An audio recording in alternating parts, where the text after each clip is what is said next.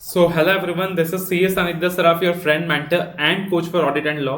So, कैसे हो आप? उम्मीद कर रहा हूँ कि आप अच्छे हैं, आपकी प्रिपरेशंस अच्छी चल रही है, राइट? सो अगेन आपके प्रिपरेशंस को और बेटर बनाने के लिए I have come out with a 60 days study planner for the CA students.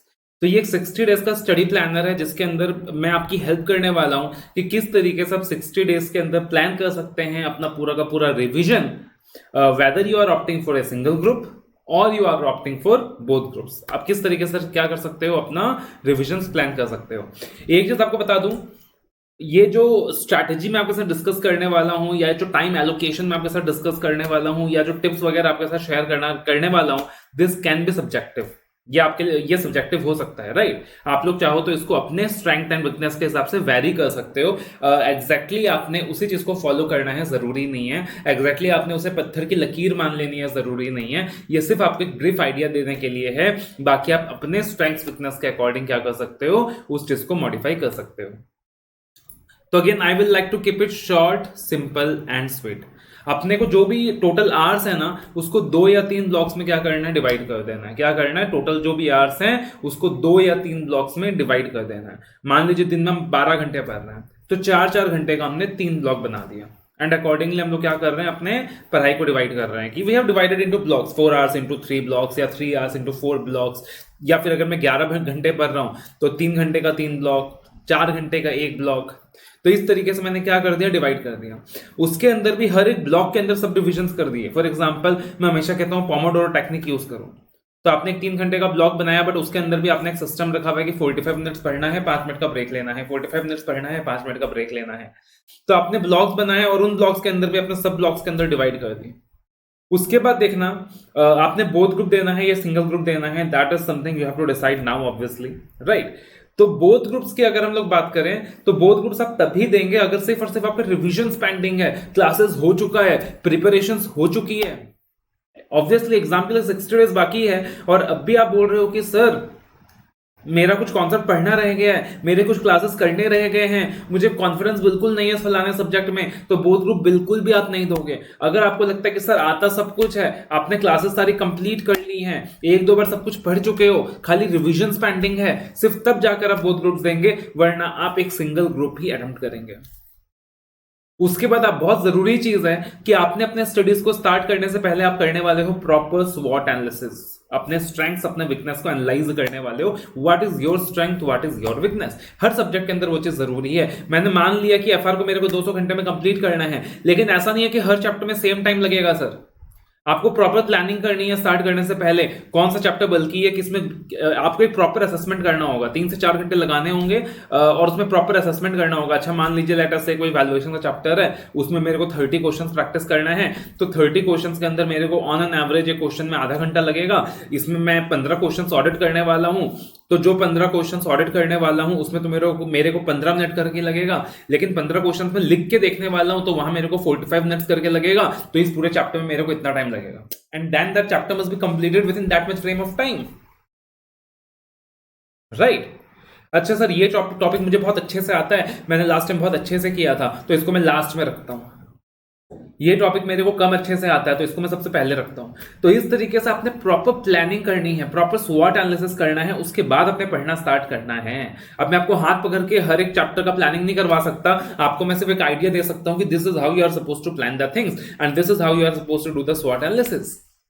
उसके बाद आपने करना है allocation of time, that is very very important.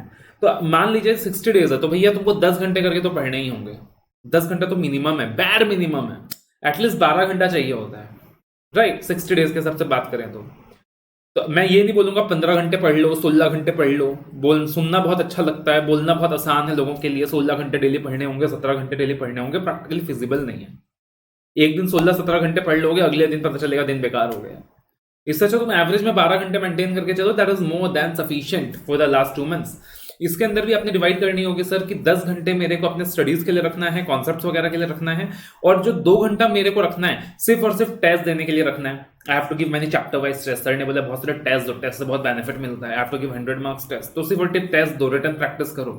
Sir ने सर ऑडिट लॉ के काफी सारे वॉइस क्लिप्स वगैरह प्रोवाइड कर रखे हैं, बाकी सब्जेक्ट के मैंने खुद भी वॉइस क्लिप्स बना रखे हैं, या कोई रिविजनरी वीडियो है किसी फलाने टीचर का वो मेरे को देखना है, तो वो आपने वो एक्स्ट्रा 2 घंटे में करने हैं। 10 घंटे के अंदर आपका सिर्फ खुद का सेल्फ स्टडीज आना चाहिए। क्लियर है ना? आपका सिर्फ और सिर्फ सेल्फ स्टडीज आना चाहिए। आई बिलीव मोस्टली अपने क्लासेस भी अपनी कंप्लीट कर ली होंगी, you have completed all the classes. आखिरी के 2 महीने में कुछ क्लासेस नहीं रहेगा, बट अगर रहता भी है तो आप क्या करोगे, वो जो एक्स्ट्रा 2 घंटे है उसी में ट्राई करो कि यार 15 दिन में पहले क्लासेस वाला पार्ट कंप्लीट कर लो एक्स्ट्रा 2 घंटे में। फिर उसी 2 घंटे के अंदर क्लासेस वाला पार्ट कंप्लीट हो जाएगा जब, तो उसके अंदर टेस्ट देना स्टार्ट कर दो, रिविजनरी वीडियोस देखना स्टार्ट कर दो, और कोशिश करो कि वो जो 10 घंटा है वो सिर्फ फर्स्ट आपके सेल्फ स्टडीज के लिए है। क्लासेस थोड़ा ज्यादा पेंडिंग है तो ठीक है, मेक इट 8 and 4, 8 घंटे सेल्फ स्टडीज के लिए, 4 घंटे क्लासेस के लिए, 15 दिन में क्लासेस कंप्लीट कर ली, और फिर वो जो 2 घंटे का ब्लॉक है उसको मैंने test, voice clips, revisionary videos में एलोकेट कर दिया। अब देखना अपने टाइम को एलोकेट कैसे करना है, देखना that can B varied upon your strengths and your weakness. आपका खुद का जो स्ट्रेंथ है, वीकनेस, उसके अकॉर्डिंगली वेरी हो सकता है। फर्स्ट अटेम्प्ट है या सब्सिक्वेंट अटेम्प्ट है, उस चीज के ऊपर भी वेरी हो सकता है। मान लीजिए ऑडिट आपका बहुत वीक है, एफआर आपका बहुत स्ट्रांग है, एफआर में आपको एग्जाम्पशन नहीं मिला हुआ है, तो एफआर का भी टाइम आप ऑडिट को दे दोगे, है ना? ऑडिट में आपको एग्जाम्पशन मिला हुआ है, होता तो नहीं जल्दी से, बट हुआ ऐसा, तो वो टाइम आप किसी और सब्जेक्ट को दे दोगे। तो डिपेंड करता है कि यार ठीक है, मैं तो आपको एक स्टैंडर्ड एलोकेशन दूंगा, बट आपको लगता है कि ये सब्जेक्ट मेरा बहुत वीक है, ये सब्जेक्ट मेरा बहुत स्ट्रांग है, तो अकॉर्डिंगली आप क्या करोगे, जो स्ट्रांग सब्जेक्ट होगा उसे थोड़ा सा टाइम निकाल के अपने वीक सब्जेक्ट में डाल देंगे, क्योंकि पास तो सारे सब्जेक्ट्स होने हैं और इज्जत सारे सब्जेक्ट्स को ही देनी है। तो अगर आप मान लीजिए सिंगल ग्रुप दे रहे हैं, सिर्फ फर्स्ट ग्रुप दे रहे हैं, तो आपका टाइम एलोकेशन कैसा हो सकता है? एफआर में 200 घंटा इतना देना है आपने, एसएफएम में 200 घंटा, ऑडिट में 100 घंटे, लॉ में 100 घंटे। मैं ऐसा नहीं बोलूंगा कि ऑडिट में भी 200 घंटे दो, लॉ में भी 200 घंटे दो, प्रैक्टिकली पॉसिबल नहीं है। ऑब्वियसली प्रैक्टिकल में आप टाइम ज्यादा डिवोट करते हो, बट ऐसा भी नहीं होना चाहिए कि एफआर में 300 घंटे, ऑडिट में 50 घंटे। आप वैसा कर रहे हो तो खुद फेल होने की तैयारी कर रहे हो, है ना? और इसके अंदर भी मैं आपको एक चीज बताऊंगा, स्पेशली लाइक ऑडिट की बात करें हम लोग, तो audit is a subject that requires continuous study. Daily कोशिश करना कि 2 घंटे आपने ऑडिट के लिए निकालनी है, डेली कोशिश करना कि अपने 4 घंटे ऑडिट के लिए निकालनी है। लॉ में भी आप सेम साइकिल फॉलो कर सकते हो तो ज्यादा अच्छा रहेगा। ऑडिट लॉ को कैसे रिवाइज करना है 4-4 बार, उसके लिए भी मैंने आपको एक अलग से वीडियो प्रोवाइड किया हुआ है, that how to revise audit law 4 times before examination in just 2 months। तो उसके एक अलग से वीडियो है मेरे चैनल के अंदर, आप उन वीडियोस को भी रेफर कर सकते हो specifically for audit law. Both groups की बात करें, अगर आप बोथ ग्रुप्स दे रहे हो तो ऑब्वियसली बोथ ग्रुप्स आप तभी दे रहे हो सर जब तैयारी हो चुकी है, सारा कुछ हो चुका है, सिर्फ रिविजन पेंडिंग है, तो अकॉर्डिंगली आपको टाइम कम लगना चाहिए। तो यहाँ पे आपका टाइम एलोकेशन क्या हो सकता है tentatively? FR 90 hours, SFM 90 hours, costing 90 hours, DT 90 hours. इसके अंदर कोई सब्जेक्ट में 20 घंटा ज्यादा, 10 घंटे कम, वो आपके स्ट्रेंथ वीकनेस के ऊपर है। आईटीटी 75 आवर्स मैंने दिया है, ऑडिट 60 आवर्स दिया है, लॉ 60 आवर्स दिया है, इकोनॉमिक लॉस पेपर 45 आवर्स दिया है ना? अगर सेकंड ग्रुप की बात करें तो सिर्फ आप सेकंड ग्रुप ही दे रहे हो, तो नॉर्मल एलोकेशन क्या हो सकता है? डीटी आईटीटी कॉस्टिंग मिला के 500 घंटे। अब आप डिसाइड कर लो कि किसमें आपको कितना टाइम देना है, और इकोनॉमिक लॉस पेपर 60 के लिए 100 घंटे सफिशिएंट है। आप अगर मेरे क्लासेस से भी कर रहे हैं तो 60 आवर्स के अंदर बहुत अच्छे से क्लासेस कंप्लीट हो जाएगा, 40 घंटे में आपके रिविजन वगैरह बहुत अच्छे से कंप्लीट हो जाएंगे। Then focus on one subject at a time, specially in last month. अब देखना यहाँ पे ना एक अप्रोच होता है, जैसे मैंने 60 डेज स्ट्रैटेजी की बात करी है, तो जो पहला 1 मंथ है, 60 डेज मतलब 2 महीना हो गया, तो पहला जो 1 महीना है उसमें तो आपको एक दिन में 2 या 3 सब्जेक्ट रखने हैं, एक थ्योरी एक प्रैक्टिकल का कॉम्बिनेशन रखना है। लेकिन जब लास्ट मंथ में आएंगे या लास्ट 25 डेज में आएंगे स्पेसिफिकली, तो वहां पे एक एक सब्जेक्ट पे अपने फोकस करना है कि एक सब्जेक्ट उठाया 5 दिन में कंप्लीट कर लिया, दूसरा सब्जेक्ट उठाया 4 दिन में कंप्लीट कर लिया। तो वो अप्रोच डिफर करेगा। एग्जाम से 4 महीना पहले आप दिन में 3 सब्जेक्ट लेके पढ़ रहे हो, एग्जाम से 2 महीना पहले आप दिन में 3 सब्जेक्ट लेके पढ़ रहे हो, या 2 सब्जेक्ट लेके पढ़ रहे हो, एक थ्योरी एक प्रैक्टिकल पढ़ रहे हो। लेकिन लास्ट 25 दिन में आपने एक एक सब्जेक्ट उठा के कंप्लीट करना है, तब आप 3-4 सब्जेक्ट एक साथ रेफर नहीं करोगे, ज्यादा एडवाइजेबल नहीं है।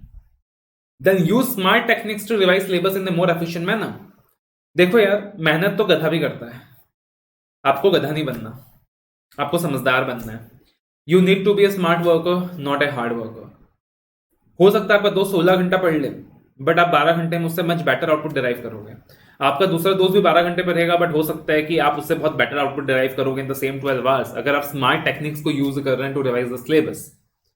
स्मार्ट टेक्निक्स के अंदर काफी सारा टेक्निक होता है, पोमोडोरो टेक्निक होता है, लगा लो, लर्निंग कर्व की टेक्निक होती है, लगा लो, पैरेटो एनालिसिस होता है, लगा लो, प्लानिंग करो अच्छे से, नोट्स बनाओ खुद के, बहुत सारा टेक्निक्स होता है। इसके ऊपर भी एक डिटेल्ड वीडियो मेरे चैनल में अपलोड होने वाला है, what can be the smart techniques. Then make a concept of keyword register for every subject, this is going to be very helpful. हर एक सब्जेक्ट, हर एक चैप्टर एक कॉन्सेप्ट कीवर्ड रजिस्टर मेंटेन करें। मैं ये नहीं बोलूंगा कि भैया हर सब्जेक्ट के अंदर आपने डिटेल्ड नोट्स मेंटेन करने, लेकिन एटलीस्ट हर एक सब्जेक्ट के लिए, हर एक चैप्टर के लिए एक कॉन्सेप्ट या कीवर्ड रजिस्टर मेंटेन करो। अच्छा ठीक है, सारे जो भी की कॉन्सेप्ट्स हैं, जो की हेडिंग्स हैं, उसके अंदर जो की वर्ड्स हैं, जो की टर्मिनोलॉजीज हैं, जो इंपॉर्टेंट कॉन्सेप्ट्स हैं, सिर्फ उसका नाम लिखते जाओ वहां पे।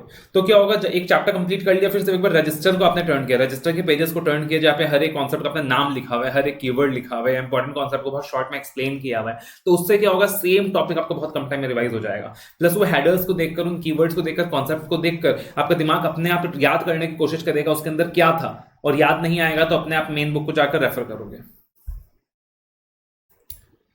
उसके बाद focus on ICI questions for more practice. ICI के क्वेश्चंस पे आप फोकस करोगे प्रैक्टिस के लिए। पहले अपने कॉन्सेप्ट्स करें, फिर अपने क्वेश्चंस प्रैक्टिस करें, और आईसीआई के क्वेश्चंस अपने सबसे पहले रेफर करने हैं। हर टीचर का क्वेश्चन बैंक होता है सर, मेरा भी होता है, मेरा भी ऑडिट लॉ में क्वेश्चन बैंक अवेलेबल है, हर टीचर का है, बट टाइम की कमी होती है। तो पहले आईसीआई एसएम के एंड के क्वेश्चंस कर लो, फिर 3 आरटीपी के क्वेश्चंस लगा लो, और फिर करंट एमटीपी के क्वेश्चंस लगा लो। पहले वो क्वेश्चंस को कर लो, और फिर जिन क्वेश्चंस में आपको तकलीफ आ रही है, कुछ नया दिखा, कुछ ट्रिकी दिखा, उनको ये मार्क कर लो अपना सब्सिक्वेंट रिविजन के लिए। इस तरीके से बहुत अच्छे से आप क्या कर पाएंगे, चीजें कर पाएंगे। एंश्योर दैट आपने एटलीस्ट मिनिमम टू मिनिमम 2 से 3 चैप्टर वाइज टेस्ट और 100 मार्क टेस्ट हर सब्जेक्ट का दिया है। मैं तो बोलूंगा भैया जितना टेस्ट दे सकते हो सोने में सुहागा है, हर सब्जेक्ट दे दो यार। अपना मेंटर के अंदर ही हम लोग 10 चैप्टर वाइज टेस्ट हर सब्जेक्ट में तुमको ऑफर करता है। तुम दो जाकर हर सब्जेक्ट के अंदर 10 चैप्टर वाइज टेस्ट दो, 200 मार्क का टेस्ट दो, एमसीक्यू टेस्ट दो। देखो एग्जाम तो ऐसे ही क्लियर होगा। उतना नहीं भी दे पाते हो तो भाई 2 से 3 चैप्टर वाइज टेस्ट तो हर सब्जेक्ट में दो, 100 मार्क का टेस्ट तो हर सब्जेक्ट में दो। वहां तुमको तुम्हारी औकात का पता चलेगा, राइट? तो एटलीस्ट यार इतना टेस्ट तो दो, तुमको तुम्हारा औकात का पता चलेगा। You get a really assessment कि मैं कहां स्टैंड करता हूं। हो सकता है कि आप 70 डिजर्व करते थे, बट आप सिर्फ 40 नंबर पे रह गए, लेकिन अगर आपने टेस्ट दे दिया होता तो एग्जाम में आपके 70 आ जाते। प्रैक्टिकली ऐसा होता है। तो give test, that can be the game changer, right? And lastly try to create a mock exam environment during last 15 days for every subject. कोशिश करो कि आखिरी का जो 15 दिन रहेगा ना, उसमें एक मॉक एग्जाम एनवायरनमेंट बना लो, सेम जैसे एग्जाम में होने वाला है। कि मान लो आखिरी का जो 15 डेज है, तो उसमें आपने एक मॉक एग्जाम एनवायरनमेंट बना लिया। पहले एग्जाम एफआर का होगा, फिर एक दिन के बाद का गैप का एसएफएम का होगा, फिर एक दिन का गैप ऑडिट का होगा, फिर एक दिन का गैप लॉ का होगा। इस तरीके से मॉक एग्जाम एनवायरनमेंट बना लो, बिल्कुल जैसे एग्जाम में होता है। वही 2 से 5 अपने टेस्ट पेपर्स लेने हैं, लिखने हैं, उसके बाद रेस्ट करना है, उसके बाद अगले सब्जेक्ट की तैयारी स्टार्ट करनी है, filling the same pressure, same heat, वही टाइम फ्रेम की लिमिटेशन, वही एग्जाम में 3 घंटे। वैसा करके देखो, मजा आ जाएगा, सारा एग्जाम का नर्वसनेस खत्म हो जाएगा। If not possible for all the subjects, try for at least 1 theory 1 practical, that is going to benefit you out, right? And इसके अलावा कुछ एडिशनल चीजें, क्योंकि आखिरी का जो 60 डेज है वो बहुत स्ट्रेसफुल होता है, और जैसे जैसे दिन कम होते जाएंगे, आप जैसे जैसे एग्जाम से और क्लोज आते जाएंगे, आपका स्ट्रेस बढ़ते जाएगा। तो डेली बेसिस में थोड़ा बहुत मेडिटेट करें, do something that relaxes your mind, meditate on the daily basis. Daily basis में मैं कहता हूँ पोमोडोरो टेक्निक लगाओ पढ़ने के लिए। 45 मिनट्स भरा, 5 मिनट ब्रेक लिया, और उस 5 मिनट ब्रेक में जो आपको अच्छा लगता है, म्यूजिक सुनना आपको अच्छा लगता है, म्यूजिक सुनो, कभी मेडिटेट करो, राइट? तो do something that relaxes your mind. That is very important. Stress management is going to be very important in the last days. That is again going to be a game changer. So I believe this video is going to be helpful for you all. And again, you can use parts and parcel of this video or the full video itself to better plan your studies and revise more efficiently, more effectively in the last 60 days of your examination. All the best.